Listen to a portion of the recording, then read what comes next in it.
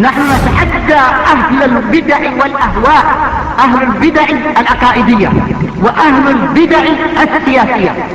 نقول بيننا وبينكم السلف، بيننا وبينكم الكتب. كان أحمد يقول البدع بيننا وبينكم الجنائز. الحمد لله نحمده ونستعينه ونستغفره ونعوذ بالله من شرور أنفسنا ومن سيئات أعمالنا، من يهده الله فلا مضل له ومن يضلل فلا هادي له، وأشهد أن لا إله إلا الله وحده لا شريك له، وأشهد أن محمدا عبده ورسوله. يا أيها الذين آمنوا اتقوا الله حق تقاته ولا تموتن إلا وأنتم مسلمون. يا أيها الناس اتقوا ربكم الذي خلقكم من نفس واحدة وخلق منها زوجها وبث منهما رجالا كثيرا ونساء واتقوا الله الذي تساءلون به والأرحام إن الله كان عليكم رقيبا. يا أيها الذين آمنوا اتقوا الله وقولوا قولا سديدا يصلح لكم أعمالكم ويغفر لكم ذنوبكم ومن يطع الله ورسوله فقد فاز فوزا عظيما. فإن أصدق الحديث كتاب الله وأحسن الهدي هدي محمد صلى الله عليه وسلم وشر الأمور محدثاتها فإن كل محدثة بدعة وكل بدعة ضلالة وكل ضلالة في النار. أما بعد.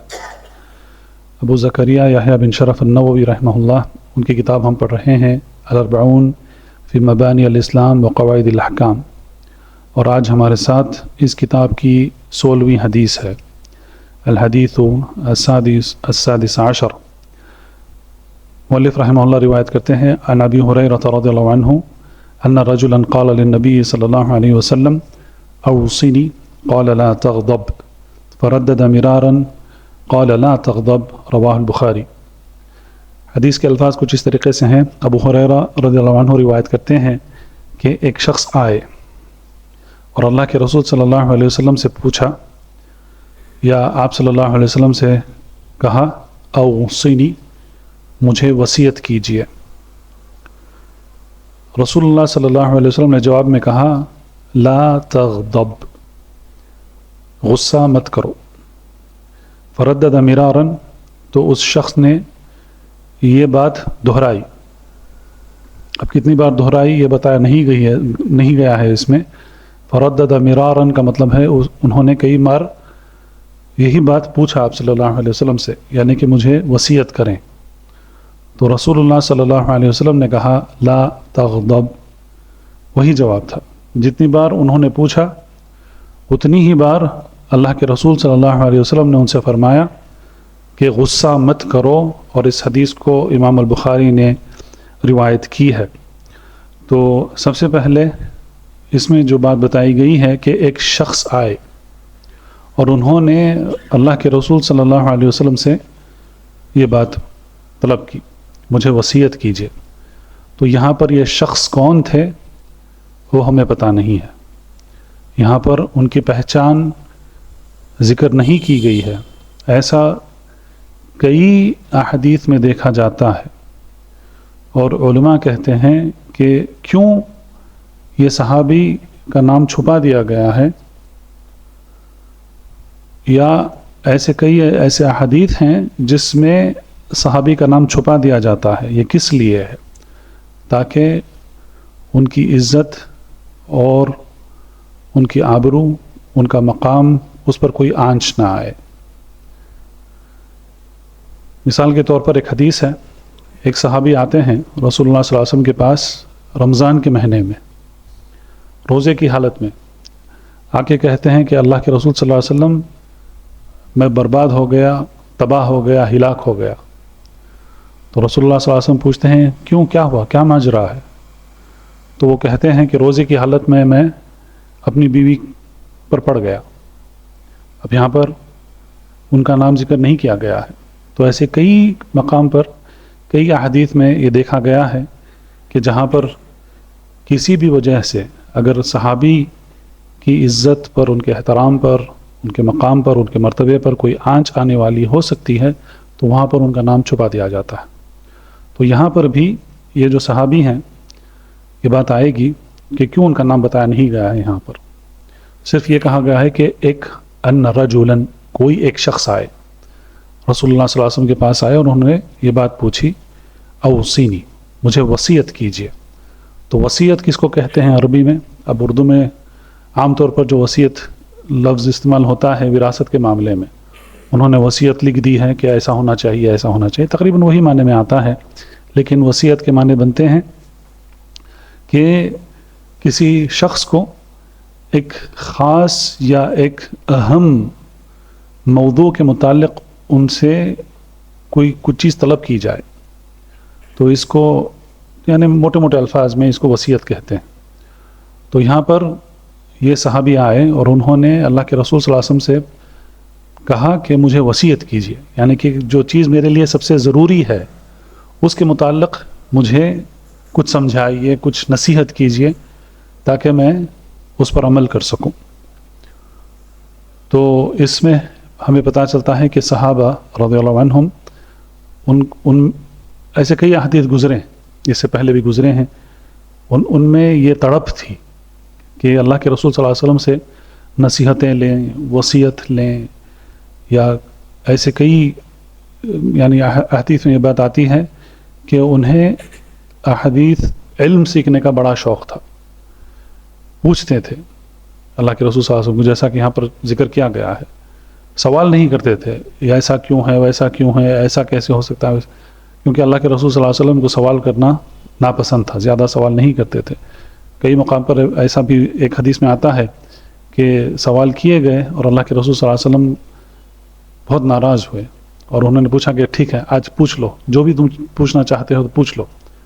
تو سب ڈر گئے کیونکہ اللہ کے رسول صلی اللہ علیہ وسلم واقعی وہ غصہ ہو گئے تھے۔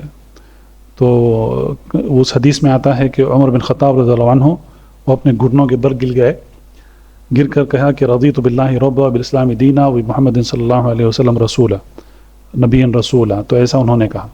تو یہ صحابہ کا طریقہ تھا اللہ کے رسول صلی اللہ علیہ وسلم کے ساتھ، زیادہ سوال نہیں پوچھا کرتے تھے لیکن نصیحت مانگتے تھے، وصیت مانگتے تھے، اور جو چیز ان کے لیے نفعدار ہے اس کے متعلق وہ طلب کیا کرتے تھے۔ تو یہاں پر وصیت کی گئی لا تغضب، غصہ مت کرو، اور یہ بات دہراتے تھے، صحابی نے یہ اسی بات کو دہرایا، اوصینی، مجھے وصیت کیجیے۔ تو رسول اللہ صلی اللہ علیہ وسلم نے کہا لا تغضب، غصہ مت کرو۔ پھر انہوں نے وہی کہا مجھے وصیت کیجیے، تو صحابی کو وصیت کرتے ہوئے رسول اللہ صلی اللہ علیہ وسلم نے فرمایا لا تغضب، غصہ مت کرو۔ تو کم از کم 3 بار ہوا ہوگا، اسی لیے مرار مرہ ایک بار ہوتا ہے عربی میں، مرار اس کا جمع ہوتا ہے، تو کم از کم انہوں نے 3 بار پوچھا ہوگا، لیکن جب بھی انہوں نے یہ پوچھا تو اللہ کے رسول صلی اللہ علیہ وسلم نے کہا غصہ مت کرو۔ تو یہ اس میں جو اہم جو باتیں ہیں، سب سے پہلے یہ ہے کہ اللہ کے رسول صلی اللہ علیہ وسلم جانتے تھے یا ان کو یہ بات کا پتہ دیا گیا وحی کے ذریعے سے کہ ان کی فطرت میں، یہ صحابی کی فطرت میں غصہ زیادہ تھا، اب اسی لیے ان کا نام چھپا دیا گیا ہے۔ تو غصہ جو ہے وہ ایک بد اخلاقی ہے، غصہ بد اخلاقی ہے، اور غصے کے جو نقصانات ہیں اس کے بارے میں ذکر کرنے کی ضرورت نہیں ہے۔ جیسا کہ بخاری کی حدیث میں فرمایا گیا، اللہ کے رسول صلی اللہ علیہ وسلم نے کہا کہ یہ ایک جلتا ہوا کوئلہ ہے جو شیطان ایک بندے کے دل میں ڈال دیتا ہے، وہ جلتا رہتا ہے۔ دیکھیں یہاں پر بھی دل کی ہی بات آئی ہے، تو دل میں ایک جلتا ہوا کوئلہ ڈال دیتا ہے شیطان اور وہ جلتا رہتا ہے، تو یہی غصہ ہے۔ غصہ جو ہے یہ بھی عربی لفظ ہے، لیکن اس کو غضب کہتے ہیں عربی میں، اسی لیے یہاں پر لا تغضب کہا۔ اور اللہ سبحانہ وتعالیٰ کے متعلق بھی غضب کا ذکر آتا ہے، غیر المغضوب علیہم، جن پر اللہ کا غضب نازل ہوا، تو غضب ضاد، ہم اس کو اردو میں ذا کہتے ہیں، غضب کہتے ہیں۔ لیکن غصہ جو ہے وہ عربی میں کیا ہے؟ غصہ کا مطلب ہوتا ہے حلق میں ایک گاٹھی کی طرح بن جانا۔ تو انسان جب بہت زیادہ غضب میں آتا ہے تو اس کو یہاں پہ کچھ اٹک جاتا ہے، یہاں پہ وہ بات کرنا چاہتا ہے لیکن وہ اس حالت میں وہ بات بھی نہیں کر پاتا ہے، تو یہاں پر جو ایک گاٹھی کی طرح ہو جاتا ہے یہاں پر گلے میں، حلق میں، تو اس کو غصہ کہتے ہیں۔ تو یہ معنی اردو میں لیا گیا ہے عربی سے غصہ، ورنہ غصہ عربی لفظ ہے۔ تو یہاں پر اس صحابی کی فطرت میں غصہ زیادہ تھا، تو اسی لیے اللہ کے رسول صلی اللہ علیہ وسلم نے ان کے لیے جو سب سے مناسب جو وصیت تھی اسی وصیت کو اللہ کے رسول صلی اللہ علیہ وسلم نے ان کو کی، کیونکہ ان کے مزاج میں، ان کی فطرت میں غصہ زیادہ تھا، تاکہ وہ اپنے غصے پر قابو پا سکیں، تو یہ ان کے لیے سب سے مناسب تھا۔ تو اسی لیے اللہ کے رسول صلی اللہ علیہ وسلم نے جتنی بار انہوں نے پوچھا مجھے وصیت کیجئے، کہ آپ صلی اللہ علیہ وسلم نے فرمایا غصہ مت کرو، پھر پوچھا پھر وہی کہا غصہ مت کرو، پھر پوچھا غصہ مت کرو۔ تو یہ غصہ جو ہے یہ ایک بد اخلاقی ہے، اور جیسا کہ ایک اور حدیث میں آتا ہے کہ جو طاقتور ہے، اس کا معنی یہ ہے کہ وہ نہیں ہے جو لڑائی میں اتر جائے، بلکہ طاقتور وہی ہے، لیس بشدید، شدید مطلب یعنی جو اپنے آپ پر قابو رکھ سکتا ہے وہ کون ہے؟ وہ شخص ہے جو اپنے غصے کو وہ قابو میں کر سکتا ہے، اپنے غصے کو کنٹرول کر سکتا ہے۔ تو غصہ، اس کے کئی نقصانات ہیں، اس سے گھر برباد ہو جاتے ہیں، رشتے تباہ ہو جاتے ہیں، بیوی اور شوہر کے درمیان درار پڑ جاتی ہے، فیملیز تباہ ہو جاتے ہیں، خاندان تباہ ہو جاتے ہیں، قبیلے تباہ ہو جاتے ہیں، قوم تباہ ہو جاتے ہیں۔ آج جو ہو رہا ہے وہ غصہ ہی ہے، اس میں کوئی یہ نہیں ہے، مطلب کوئی فائدے نفع نقصان ایسی چیز نہیں ہے، تو اس میں تفصیل میں جانے کی گنجائش نہیں ہے، ضرورت نہیں ہے۔ کئی مثالیں آپ سن چکے ہوں گے خطبوں میں، دروس میں وغیرہ، تو غصے کے کئی نقصانات ہوتے ہیں۔ تو اسی لیے یہ جو حدیث ہے، یہ حدیث قاعدہ ہے حسن الخلق کے متعلق۔ حسن الخلق یعنی کہ بہترین اخلاق وہ ہیں کہ شخص غصہ نہ کرے۔ کئی اس کے سامنے موقع آتے ہیں راستوں پر، آج کل تو راستوں کی حالت بہت خراب ہے، لوگ پہلے کی طرح گاڑیاں نہیں چلاتے ہیں، یہاں سے گھستے ہیں وہاں سے گھستے ہیں، آگے آ جاتے ہیں، پیچھے سے آ کے ستاتے ہیں۔ تو یہ ایک روز ہونے والی یعنی یہ باتیں ہوتی رہتی ہیں، اس کو روڈ ریج کہتے ہیں۔ اس میں صرف لڑائی مارا ماری ہاتھا پائی نہیں، بلکہ گاڑیاں بھی ڈیمیج کر لیتے ہیں غصے میں آ کر۔ ایک سیکنڈ کا فرق ہے، بس ایک سیکنڈ میں یہاں سے وہاں معاملہ یہاں سے وہاں چلا جاتا ہے، ایک سیکنڈ میں قتل ہو جاتا ہے، ایک سیکنڈ میں طلاق ہو جاتا ہے۔ لیکن طلاق کا معاملہ الگ ہے کہ غصے میں اگر طلاق دیا جائے تو اس کا حساب کتاب الگ ہوتا ہے اس کا، لیکن ہو جاتا ہے۔ غصے میں آ کر شوہر اپنی بیوی کو کہہ دیتا ہے چلی جا نکل کر، میں نے تجھے طلاق دے دیا تو چلی جا نکل کر۔ تو یہ سب سیکنڈز میں ہوتے ہیں سب۔ تو اگر اپنے غصے پر قابو کیا جائے تو یہ سب ہم اس سے بچ سکتے ہیں۔ تو یہ جو حدیث ہے یہ قاعدہ ہے حسن الخلق کے متعلق۔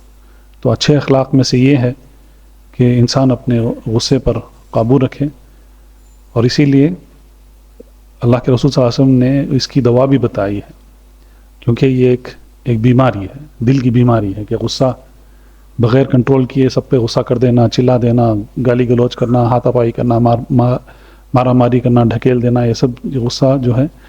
تو اس کے لیے دو نسخے بتائے ہیں رسول اللہ صلی اللہ علیہ وسلم نے۔ سب سے پہلا نسخہ یہ ہے کہ اعوذ باللہ پڑھ لیں، کیونکہ شیطان کی طرف سے، جیسا کہ حدیث میں آیا کہ شیطان ایک جلتا ہوا کوئلہ انسان کے دل میں ڈال دیتا ہے جو جلتا رہتا ہے۔ تو جب انسان تعوذ یعنی کہ اعوذ باللہ پڑھتا ہے تو یہ ٹھنڈا ہو جاتا ہے۔ تو یہ پہلا ہے۔ اور دوسرا جو رسول اللہ صلی اللہ علیہ وسلم نے کہا کہ اگر تمہیں غصہ آ رہا ہے، اگر تم کھڑے ہوئے ہیں تو بیٹھ جاؤ، اور اگر بیٹھے ہوئے ہو تو لیٹ جاؤ۔ اور اسی کے متعلق علماء بھی کہتے ہیں کہ اگر تم ایک جگہ کھڑ کر ایسی حالات ہو رہے ہیں کہ ابھی غصہ قابو کے باہر جانے والا ہے، تم اس جگہ کو چھوڑ دو، وہاں سے نکل جاؤ، بس اس سے جو ہے معاملہ حل ہو جاتا ہے۔ وہاں پہ کھڑ کر بات سے بات کرنا، غصے کو بڑھاوا دینا، تو اس میں نقصان ہی نقصان ہے۔ تو اسلام ہمیں اچھے اخلاق سکھانے کے لیے آیا ہے، اور اللہ کے رسول صلی اللہ علیہ وسلم سب سے بہترین آداب اور اخلاق کے حامل تھے، تو ان کی زندگی میں ہمارے لیے اسوہ ہے۔ تو ہمارے لیے وہی اسوہ ہے کہ ہم غصہ نہ کریں، اپنے غصے پر قابو رکھیں. اور یہ خاص بات ہے، لیکن عام بات یہ ہے کہ ہم اپنے اندر ہر وہ بہترین اخلاق اور آداب اپنے اندر ہم ان کو پالیں، ان کی پرورش کریں، تاکہ ہم اس مقام پر پہنچیں کہ ہمیں یعنی زیادہ سے زیادہ اجر اس کے لیے ہمیں ملے. تو یہ 16ویں حدیث تھی. حدیث نمبر 17 ہے، وہ بھی اس میں یہ مؤلف رحمہ اللہ روایت کرتے ہیں، کہتے ہیں عن ابی یعلا شداد بن عوس رضی اللہ عنہ عن رسول اللہ صلی اللہ علیہ وسلم قال ان اللہ كتب الاحسان على كل شيء فاذا قتلتم فاحسنوا القتلة واذا ذبحتم فاحسنوا الذبح وليحد احدكم شفرته وليرح ذبیحته رواہ مسلم. تو یہ مسلم کی حدیث ہے جس میں اللہ کے رسول صلی اللہ علیہ وسلم نے فرمایا، اور یہ حدیث کے روایت کرنے والے ہیں شداد بن عوس رضی اللہ عنہ، صحابی شداد. آپ اس نام کو یاد رکھیں. لیکن حدیث جو ہے وہ حدیث کے الفاظ کچھ اس طریقے سے ہیں کہ اللہ کے رسول صلی اللہ علیہ وسلم نے فرمایا کہ یقیناً اللہ سبحانہ و تعالیٰ نے ہر ایک چیز کے متعلق احسان لکھ دیا ہے. کتب الاحسان علی کل شیء، ہر ایک چیز کے متعلق احسان ہے. اور یہ عام حکم ہے احسان کرنا، اور خاص جو باتیں بتائی گئی ہیں اس حدیث میں وہ یہ ہیں کہ اذا قتلتم فاحسنوا القتلہ. کل میں نے بتایا تھا، یا کل یا پرسوں میں نے بتایا تھا کہ جب قتل کی بات آتی ہے کہ کیوں اسلام میں تلوار کا استعمال کیا جاتا ہے، اور جب جانور کو ذبح کرتے ہیں تو کیوں اس کا گلا کاٹا جاتا ہے، تو اس میں دراصل کیا ہے، اس میں اس کی تفصیل آئے گی انشاءاللہ. تو اللہ کے رسول صلی اللہ علیہ وسلم نے فرمایا کہ جب تم قتل کرو تو سب سے بہترین طریقے سے قتل کرو، بہترین طریقے سے قتل کرو. قتل کرنا معمولی بات نہیں ہے. ہم نے پچھلے دروس میں، پچھلے حدیث میں ہم نے پڑھا کہ قتل کیا جاتا ہے اسلام کے حق کے مطابق، الا بحق الاسلام، حق ہونا چاہیے. کل جو بات بتائی گئی تھی انتفاع الموانع و اقامت الحجہ، یہ تو جب قتل کیا جاتا ہے تو وہ بھی بہترین طریقے سے کرو، اور جب تم جانور کا ذبح کرتے ہو تو وہ بھی بہترین طریقے سے کرو جانور کا ذبح. اور اللہ کے رسول صلی اللہ علیہ وسلم نے فرمایا کہ فَلْيُحِدْ أَحَدُكُمْ شَفْرَتَهُ، شفرہ کہتے ہیں کوئی بھی جسے کاٹا جاتا ہے، وہ چھری، چاقو، ریزر، کچھ بھی ہو سکتا ہے جسے کاٹتے ہیں. الگ الگ اوزار استعمال ہوتے ہیں جانوروں کو ذبح کرنے کے لیے. بھیڑ بکریوں کے لیے الگ ہے، اونٹ کے لیے الگ ہے، گائے کے لیے الگ ہے، کیونکہ اس جانور کے سائز کے اعتبار سے اس ذبح کرنے کا آلہ چنا جاتا ہے. تو اللہ کے رسول صلی اللہ علیہ وسلم نے فرمایا کہ اگر تم جو آلہ یا اوزار جو استعمال کرتے ہو قتل کرنے کے لیے، ذبح کرنے کے لیے، تو اس کو اچھے طریقے سے اس کو تیز کر لو. فَلْيُحِدْ أَحَدُكُمْ شَفْرَتَهُ وَلْيُرِحْ ذَبِيحَتَهُ، یعنی کہ جو ذبیحہ ہے، یعنی کہ جو جانور ہے جس کا قتل کیا جا رہا ہے، اس کو راحت دو. وَلْيُرِحْ، دیکھیں الفاظ وہی ہیں، راحت، راحہ، فَلْيُرِحْ، یُرِحْ، راحہ. جو حروف اصلیہ ہیں وہ عربی میں بھی ہیں، اور اردو میں جو لفظ بنتا ہے وہی. اس کو راحت دے دو جانور کو، تاکہ جانور سکون سے رہے، اطمینان سے رہے جب اس کو ذبح کیا جاتا ہے. تو یہ حدیث کے الفاظ ہیں. اب اس میں جو سب سے پہلی جو بات بتائی گئی ہے کہ ان اللہ کتب الاحسان علی کل شیء، احسان کیا ہے؟ احسان جب انسان، خصوصاً مسلم، جب کوئی بھی کام کرتا ہے تو اس کو اس کے بہترین انداز سے اور اس کے بہترین طریقے سے اسے ادا کرنا. ہم احسان کا مطلب یہ ہے کہ عموماً یہ کہا جاتا ہے انہوں نے مجھ پر احسان کیا، میں نے تم پر احسان کیا. تو احسان کا مطلب ہے کچھ اچھا کرنا، تو یہ معنی میں آتا ہے. لیکن وہ دونوں معنی صحیح ہیں، اپنی اپنی جگہ صحیح ہیں. لیکن احسان کا مطلب ہے کہ جب کوئی بھی چیز کی جائے، کوئی بھی عمل کیا جائے، تو وہ سب سے بہترین طریقے سے وہ ادا کیا جائے، اس کو احسان کہتے ہیں. تو کتب الاحسان علی کل شیء کہ اللہ نے ہر ایک چیز کے مطابق احسان لکھ دیا ہے. تو کتبہ کا مطلب یہاں پر کیا ہے؟ کتبہ کا مطلب یہ نہیں ہے کہ وہ واجب ہے، کیونکہ قرآن میں کئی بار آتا ہے کہ یا ایھا الذین آمنوا کتب علیکم الصیام کما کتب علی الذین من قبلکم لعلکم تتقون، کہ اے لوگوں جو ایمان لائے ہو تم پر روزے فرض کر دیے گئے ہیں. تو کتبہ کا مطلب یہاں پر فرض ہے، لیکن یہاں پر علماء کہتے ہیں کہ اس حدیث میں کتب اللہ کا مطلب ہے اللہ نے احسان لکھ دیا ہے، کا مطلب یہ ہے کہ یہ حکم بھی ہے، اور یہ اس میں یہ بھی ہے کہ یہ ایک پسندیدہ چیز ہے، مستحب ہے کہ اگر کوئی انسان کوئی عمل کرتا ہے تو اس کو بہترین طریقے سے کرنا چاہیے، کچھ بھی ہو جائے، عبادات ہو، معاملات ہو، کچھ بھی ہو جائے، اس کو سب سے بہترین طریقے سے اس کو ادا کرنا چاہیے. پھر مثالیں دے کر یہاں پر یہ بات بتائی گئی ہے کہ جب تم قتل کرو گے تو سب سے بہترین طریقے سے قتل کرو. تو اسلام میں جو سزا ہے، جس کے لیے بھی سزا دی جاتی ہے، قتل کا بدلہ قتل، یا جو کالا جادو کرتے ہیں ان کے لیے بھی قتل ہے، ان کے لیے معافی نہیں ہے. اگر کوئی جادو کرنے والا پکڑا جاتا ہے، اس کو لا کر حاکم کے آگے، قاضی کے آگے کھڑا کر دیا جاتا ہے، اگر اس نے توبہ کی بھی تو اس کی توبہ قبول نہیں ہوتی ہے. ہاں، وعلیکم السلام ورحمۃ اللہ وبرکاتہ. تو حاکم یا قاضی اس کی توبہ قبول نہیں کرتا ہے، کیونکہ اس کے لیے اس کی سزا یہ ہے کہ اس کو تلوار سے اس کی گردن اڑائی جاتی ہے. یہ حدیث میں یہ بات آئی ہے. کتاب التوحید میں شیخ محمد بن عبد الوہاب رحمہ اللہ انہوں نے ذکر کیا ہے اس مسئلے کو. حد الساحر ضربۃ بالسیف، ساحر یعنی کہ جادو ٹونا کرنے والا، جو عامل جو کہتے ہیں آج بہت ہیں، اعوذ باللہ. تو اگر یہ اسلامی حکومت ہوتی تو اگر یہ عامل جو بھی یہ جادو ٹونا کرتے ہیں، کالا جادو کرتے ہیں، غیب کی باتیں بتانے کا دعویٰ کرتے ہیں، یہ سب، تو ان کو قتل کر دیا جائے گا ان کو. اور سعودی عرب میں ہوئے ہیں، آپ چاہیں تو جا کر یوٹیوب پر دیکھ سکتے ہیں. سودانی ہیں، سودانی مرد، سودانی عورتیں، وہ بہت کالا جادو بہت کرتے ہیں. انہیں قتل کیا گیا ہے. انڈونیشیا کی ایک عورت کو قتل کیا گیا ہے. تو جادو کرنے والے کا قتل، اس کی گردن تلوار سے اڑا دی جاتی ہے. اور پھر جب جانور کو ذبح کیا جاتا ہے تو اس کا گلا کاٹا جاتا ہے. اس میں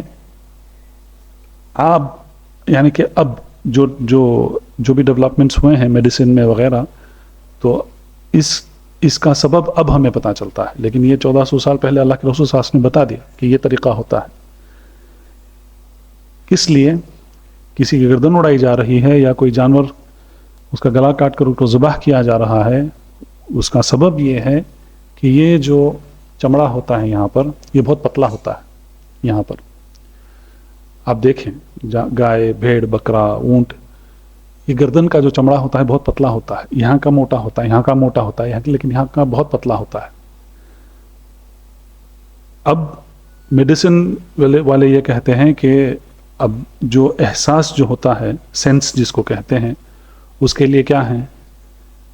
نیورونز کہتے ہیں اس کو. جو سینسری سیلز ہوتے ہیں ان کو نیورونز کہتے ہیں. تو نیورونز ہی سینس کرتے ہیں. اب ہمارے جسم میں یہ ہے جو چمڑا ہے، سارے نیورونز یہاں پر آ کر ختم ہوتے ہیں. تو اسی لیے پورا جو سکن ہے وہ پورا ایک سینس آرگن ہے نا. تو نیورونز جہاں آ کر یہاں پر ختم ہوتے ہیں تو یہاں پر سینس ہوتا ہے. اگر میں اپنے آپ کو میں یہاں پر ایسا لگاتا ہوں تو مجھے سینس ہوتا ہے کہ یہاں پر کچھ لگ رہا ہے. جلتا ہے تو پتہ لگتا ہے، کٹتا ہے تو پتہ لگتا ہے. اسی لیے قرآن میں یہ بتایا گیا ہے کہ ہمان اللہ ویاکم، اللہ ہمیں جہنم کی آگ سے محفوظ رکھے، کہ جو جہنم میں پھینکے جاتے ہیں ان کی چمڑی جو ہے جل جاتی ہے. جہنم کی آگ ہے اور چمڑی جل جاتی ہے. آپ چکن روسٹ کریں یا جو بھی، سب سے پہلے جلنے والا سکن ہی تو ہے نا. تو چمڑی جل جاتی ہے. تو جب ان کی چمڑی جل جاتی ہے تو ان کو نئی چمڑی پہنائی جاتی ہے. پھر ان کو عذاب دیا جاتا ہے. پھر وہ بھی جلتی ہے. پھر ان کو نئی چمڑی دی جاتی ہے. پھر ان کو عذاب دیا جاتا ہے. تو یہ سلسلہ چلتے رہتا ہے. جو جہنم میں لوگ پھینکے جائیں گے ان کی حالت یہ ہوتی ہے. آپ چاہیں تو قرآن میں آپ دیکھ سکتے ہیں، آیت موجود ہے. تو کیوں ایسا ہوتا ہے؟ کیونکہ جب چمڑی جل جاتی ہے، جب صرف گوشت ہوتا ہے تو گوشت میں سینس نہیں ہوتا ہے، کیونکہ اس میں جو سینسری سیلز، جو نیورونز ہیں وہ نہیں ہوتے ہیں گوشت میں ہڈیوں میں نہیں ہوتے ہیں جتنے سکن میں ہوتے ہیں،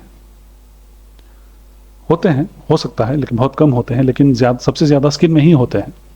تو یہاں پر جو سب سے پتلا جو سکن ہے، تو اس کا مطلب یہ ہے کہ یہاں پر سینس آرگنز جو ہیں بہت کم ہیں، جو نیورونز، جو سینسری سیلز ہیں کم ہیں یہاں پر، وہ ایک بات ہے۔ دوسری بات، جیسا اللہ کے رسول صلی اللہ علیہ وسلم نے فرمایا کہ اگر تم قتل کرو تو بہترین طریقے سے قتل کرو، ذبح کرو تو سب سے بہترین طریقے سے ذبح کرو، اور جو آلہ ہے، جو اوزار ہے کاٹنے کا، اس کو اچھے طریقے سے اس کو تیز کر لو۔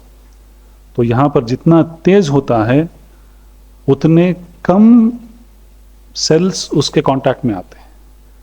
اگر تیز نہیں ہے، یعنی کہ اس کا سرفیس ایریا زیادہ ہے، تو اس کا مطلب یہ ہے کہ زیادہ سینسری سیلز اس میں کانٹیکٹ میں آئیں گے تو اس میں زیادہ درد ہوگا۔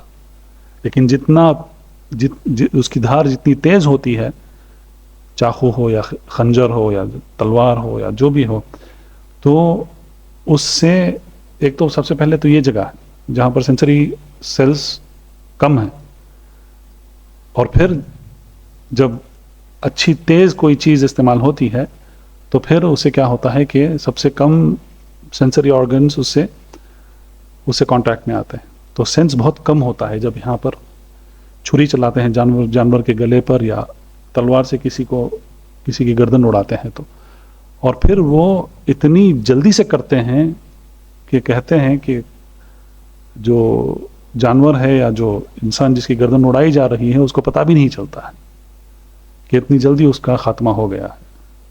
تو آپ دیکھیں جو خصائی ہوتے ہیں، جو ماہر ہوتے ہیں ذبح کرنے میں جانور میں، وہ آرام سے نہیں کاٹتے ہیں، وہ بہت جلدی سے کاٹ دیتے ہیں، ایک ہی سٹروک میں اس کو ختم کر دیتے ہیں۔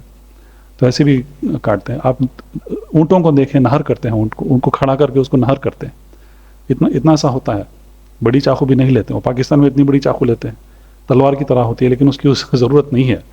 لیکن جس طریقے سے عرب ذبح کرتے ہیں، نہر کرتے ہیں اونٹ کو، آپ دیکھیں کھڑا کرتے ہیں، اور یہاں پر جو شاہ رگ ہوتی ہے صرف اس کو کاٹ کے چھوڑ دیتے ہیں، اونٹ کو پتہ بھی نہیں چلتا ہے کہ کٹ گئی ہے۔ تو آرام سے وہ جب خون نکل جاتا ہے تو پھر جو ہے وہ بہت آسانی سے اس کی جان نکل جاتی ہے۔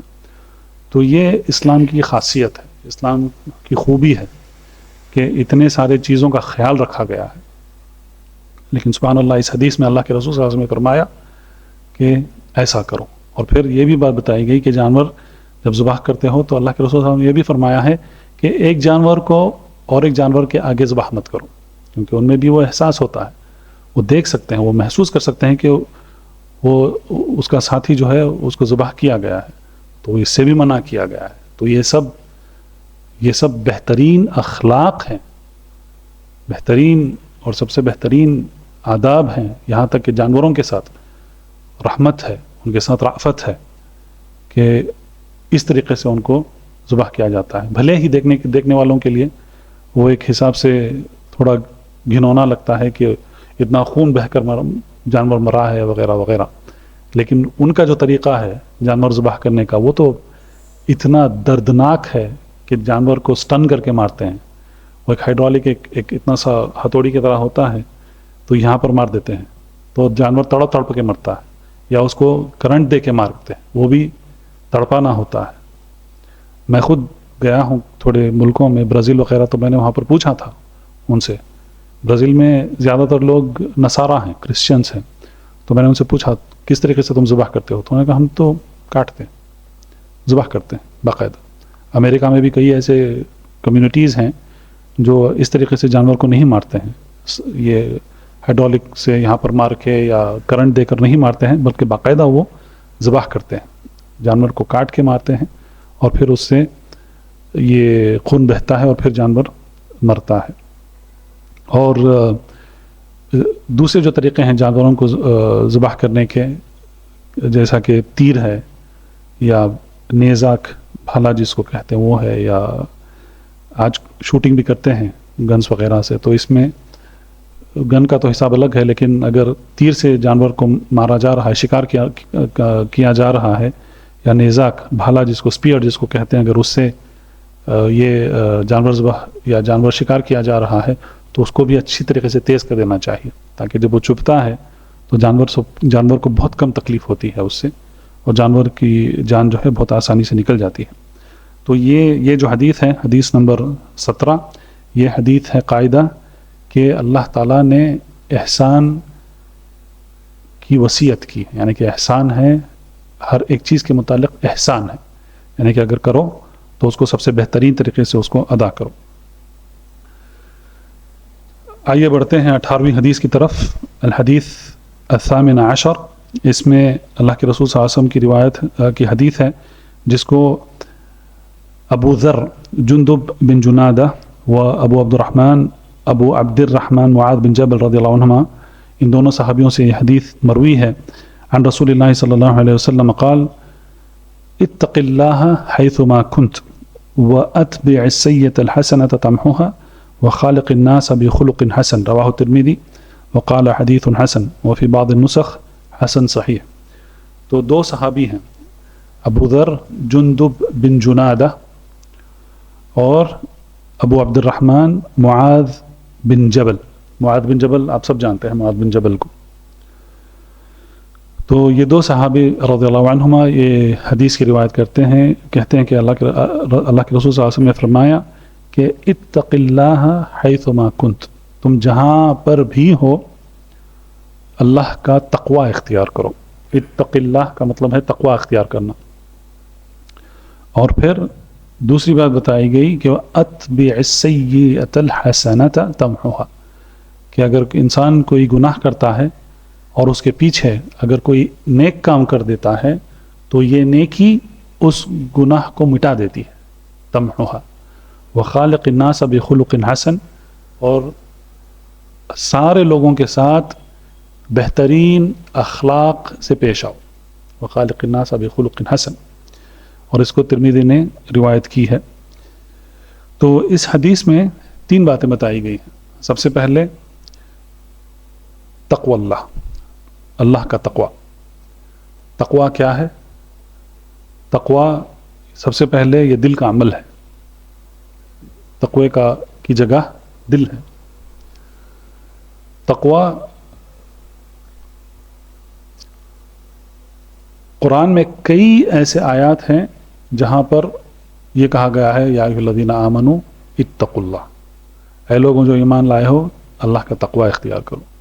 دیکھیں خطبے میں یا کوئی دروس شروع کرنے سے پہلے جس کو خطبۃ الحاجہ کہتے ہیں، اور یہ رسول اللہ صلی اللہ علیہ وسلم کی سنت ہے کہ آپ صلی اللہ علیہ وسلم کوئی اہم بات بتاتے، خطبہ دیتے، واعظ دیتے، کچھ بھی درس دیتے، احادیث سناتے، تو اللہ کے رسول صلی اللہ علیہ وسلم خطبۃ الحاجہ سے شروع کرتے۔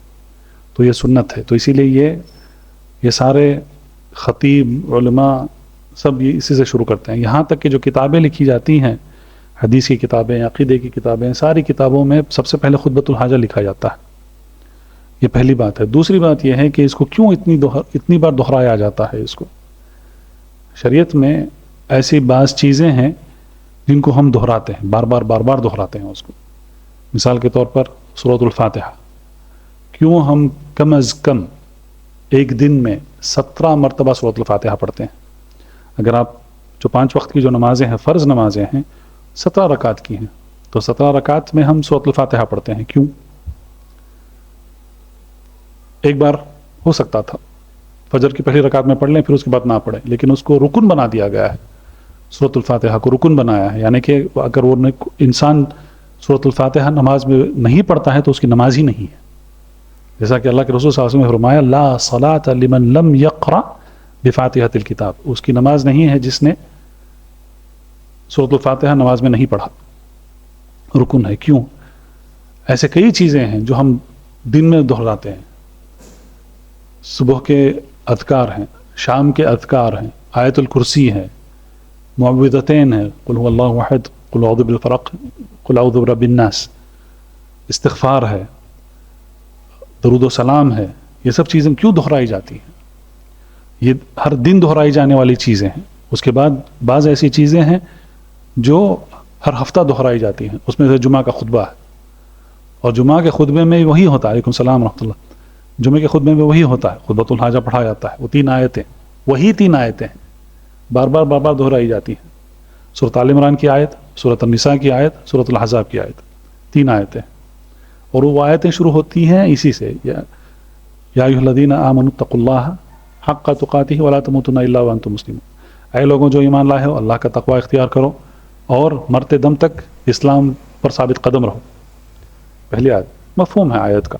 دوسری آیت سورۃ النساء کی ہے، یا ایھا الناس اتقوا ربکم الذی خلقکم من نفس واحدہ، کہ یا ایھا الناس اتقوا اللہ، اللہ کا تقوی اختیار کرو. پھر یا ایھا الذین آمنوا اتقوا اللہ وقولوا قولا سدیدا، اے لوگوں جو ایمان لائے ہو اللہ کا تقوی اختیار کرو اور سچی بات کہو. قولوا قولا سدیدا تو خطبہ ہے، تو خطبے میں جو بھی کہنا ہے وہ اچھی بات ہونی چاہیے، سچ بات ہونی چاہیے، لیکن تقوی بار بار دہرایا آتا ہے. کئی احادیث میں، اب یہ ایک مثال ہے، اس حدیث میں اللہ کے رسول صلی اللہ علیہ وسلم نے فرمایا سب سے پہلے اتق اللہ حیثما کنت، تم جہاں پر بھی ہو، اکیلے ہو، دوستوں کے ساتھ ہو، رشتہ داروں کے ساتھ ہو، بیوی کے ساتھ ہو، کہاں پر بھی ہو اللہ کا تقوی اختیار کرو. اور ایک اور حدیث آتی ہے، اسی کتاب میں آئے گی، الارباض بن ساریہ رضی اللہ عنہ کی حدیث، اس میں بھی وہی بات، جب آپ صلی اللہ علیہ وسلم سے وصیت مانگی گئی، ایسا ہی جیسا کہ ان صحابی نے پوچھا اوصینی، تو وہاں پر بھی صحابہ نے کہا ہمیں وصیت کیجیے. تو سب سے پہلی بات جو اللہ کے رسول صلی اللہ علیہ وسلم نے بتائی وہی اتقوا اللہ اوصیکم بتقوی اللہ، میں تمہیں وصیت کرتا ہوں اللہ کا تقوی اختیار کرنے کے لیے. تو تقوی جو ہے یہ قرآن اور حدیث میں کئی مرتبہ الگ الگ یعنی مختلف معنوں سے وہ بیان کیا گیا ہے. اب جو آیت میں تقوی ذکر کیا گیا ہے اور اس کے بعد جو آتا ہے اس کا مطلب یہ ہے کہ ویسا کرنے کا مطلب تقوی ہے. اب یا ایھا الذین آمنوا اتقوا اللہ وقولوا قولا سدیدا، اے لوگوں جو ایمان لائے ہو اللہ کا تقوی اختیار کرو اور سچی بات کہو، صحیح بات کہو. قولا سدیدا تو سچی بات کہنا، صحیح بات کہنا، اچھی بات کہنا، یہ تقوی میں سے ہے. تو اس کا معنی وہاں پر لیا جاتا ہے. تو اگر آپ ساری آیتیں اٹھا کر دیکھیں گے تو آپ دیکھیں گے کہ صرف اللہ کے رسول صلی اللہ علیہ وسلم ہی نہیں بلکہ دوسرے انبیاء اور رسل، ان کی بھی وصیت وہی تھی اپنی قوموں کے لیے، اللہ کا تقوی اختیار کرو، اللہ کا تقوی اختیار کرو. تو تقوی جو ہے وہ اللہ کا حکم ہے. لیکن سب سے پہلے ہمیں یہ جاننا ہے کہ تقوی کیا ہے. تقوی خوف نہیں ہے، صرف خوف نہیں ہے، خوف اس کا ایک حصہ ہے. کیونکہ عربی کا قاعدہ یہ ہے کہ اگر کوئی ایک لفظ ہے تو اس کا ایک معنی ہوتا ہے. اگر ایک اور لفظ آتا ہے اور اس میں معنی ملتا جلتا ہے، اس کا مطلب یہ نہیں ہے کہ اس کے بدلی آپ وہ لفظ استعمال کر سکتے ہیں یا اس کے بدلی یہ وہ لفظ استعمال کر سکتے ہیں. ویسا نہیں ہوتا ہے، بلکہ جب کوئی اور لفظ آتا ہے اس میں وہ معنی ہوتا ہے تو اس میں کچھ معنی میں اضافہ ہوتا ہے. خوف جو ہے وہ ڈر ہے. اسی لیے جو ترجمہ کرتے ہیں کہ اللہ سے ڈرو، اتقوا اللہ کا مطلب اللہ سے ڈرو، یہ ترجمہ جو ہے یہ دراصل یہ مکمل نہیں ہے. یہ ترجمہ ناقص ہے، کیونکہ یہ ڈر نہیں ہے، ڈر اس کا ایک حصہ ہے. تقوی کیا ہے؟ تقوی جیسا کہ ابن رجب الحنبلی رحمہ اللہ، انہوں نے تقوی کا جو تعریف انہوں نے بیان کی ہے، وہ کہتے ہیں کہ تقوی کا مطلب ہے کہ تم ایک ایسا بچاؤ اختیار کرو، یعنی کہ ڈھال کے معنی میں آتا ہے. وقایہ اس کو کہتے ہیں، حفاظتی اور بچاؤ کے معنی میں آتا ہے تقوی. وقایہ، اس کو وقایہ کہتے ہیں. مثال کے طور پر جو مشہور جو قول ہے کہ prevention is better than cure, کہ آپ مرض کو آنے سے پہلے آپ احتیاط کریں، حفاظتی کریں، اس کے بعد اگر تو اس سے بیماری نہیں آتی ہے، تو وہاں پر بھی عربی میں وہی کہتے ہیں الوقایہ. وقایہ یعنی کہ اپنے آپ کو بچا کے رکھنا، تو اپنے آپ کو بچانے کے معنی میں آتا ہے. تو یہ وقایہ ہے. لیکن کس سے بچاتے ہیں اپنے آپ کو؟ تو ابن رجب نے جو تعریف بیان کی ہے وہ کہتے ہیں کہ اپنے آپ کو بچانا ہر وہ قول اور ہر وہ عمل جس سے اللہ ناخوش ہوتے ہیں، غضب میں آتے ہیں یا اپنی رحمت سے دور کر دیتے ہیں، تو ایسے قول اور عمل نہ کر کے اپنے آپ کو بچا لینا، یعنی کہ اللہ کے غضب سے، اللہ کے ناراضگی سے، اللہ کی ناخوشی سے اپنے آپ کو بچا لینا، وہ تقویٰ ہوتا ہے۔ اور یہ کس طریقے سے کیا جاتا ہے؟ اس طریقے سے کیا جاتا ہے کہ اللہ نے جس کام کو کرنے کا حکم دیا ہے اس کو کرنا، اور جس سے روکا گیا ہے اس سے رک جانا۔ تو یہ ساری باتیں تقوی کے معنی میں آتی ہیں۔ طلق بن حبیب رحمہ اللہ مشہور تابعی ہیں، وہ کہتے ہیں تقوی کا مطلب کیا ہے کہ ان تعمل بطاعت اللہ، کہ تم عمل کرو اللہ کی اطاعت کے لیے، علی نور من اللہ، بصیرت پر، علم پر۔ نور اللہ کا مطلب ہے یہاں پر نور جو اللہ کی طرف سے نازل ہوا ہے، قرآن اور حدیث، اس کے مطابق تم عمل کرو۔ ترجو ثواب اللہ، کہ تم اس کام کر کے، اس عمل کو، اس قول کو، اس عمل کو کر کے تم اللہ کی طرف سے ثواب کا، اجر کی توقع رکھتے ہوئے عمل کرو۔ اور پھر یہ بھی کہا ان تترک معصیت اللہ، کہ اللہ کی نافرمانی کو چھوڑ دینا، علی نور من اللہ، یہ علم اور بصیرت کے بنا پر۔ تخاف عقاب اللہ، کہ اللہ کی پکڑ کو ڈرتے ہوئے تم ایسے کاموں کو چھوڑ دینا، یہ تقویٰ ہے۔ صحابہ نے بھی تقویٰ کا مفہوم بیان کیا ہے، تابعین نے بھی کیا ہے، اور علماء نے بھی بیان کیا ہے۔ تو خلاصہ یہ ہے کہ تقوی میں صرف خوف نہیں ہوتا ہے، خوف اس کا ایک حصہ ہوتا ہے، لیکن تقوی کا مطلب ہے اپنے آپ کو بچا لینا اللہ کے غضب سے، اللہ کی ناخوشی سے، اللہ کی ناراضگی سے اپنے آپ کو بچا لینا۔ کس طریقے سے بچا سکتا ہے انسان؟ احکام کی اطاعت کر کے اور محرمات سے اجتناب کر کے۔ نعم۔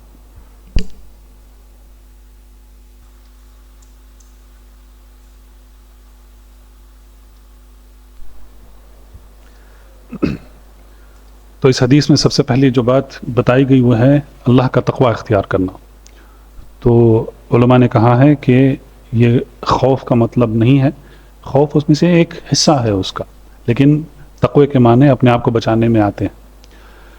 تو یہ پہلی بات ہے۔ دوسری بات جو اللہ کے رسول صلی اللہ علیہ وسلم نے اس حدیث میں بتایا کہ جو شخص کوئی گناہ کرتا ہے اور اس کے بعد وہ اچھائیاں کرتا ہے، نیکیاں کرتا ہے، تو وہ نیکیاں گناہوں کو مٹا دیتی۔ اب اس میں تھوڑی تفصیل ہے۔ سب سے پہلے جو گناہ ہیں وہ دو قسم کے ہیں، ایک کبیرہ گناہ ہے اور ایک صغیرہ گناہ ہے۔ کبیرہ گناہ وہ ہیں، کئی قسم کے ہیں۔ شیخ عمر فاروق ابو شریح وہ کتاب الکبائر کر رہے ہیں، اس میں کئی کبیرہ گناہ کا ذکر کیا گیا ہے۔ تو گناہ کبیرہ ہوتے ہیں اور گناہ صغیرہ ہوتے ہیں۔ کبیرہ گناہ کے لیے توبہ ضروری ہے۔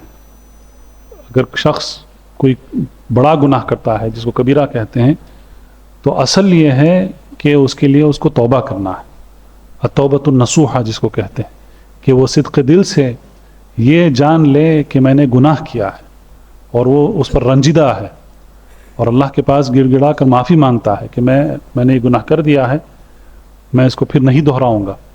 یہ عزم کر لیتا ہے کہ وہ نہیں دہرائے گا۔ اور پھر اگر کسی کا حق اس نے مارا ہے، انسان کا حق ہے، تو اس حق کو وہ لوٹا دیتا ہے۔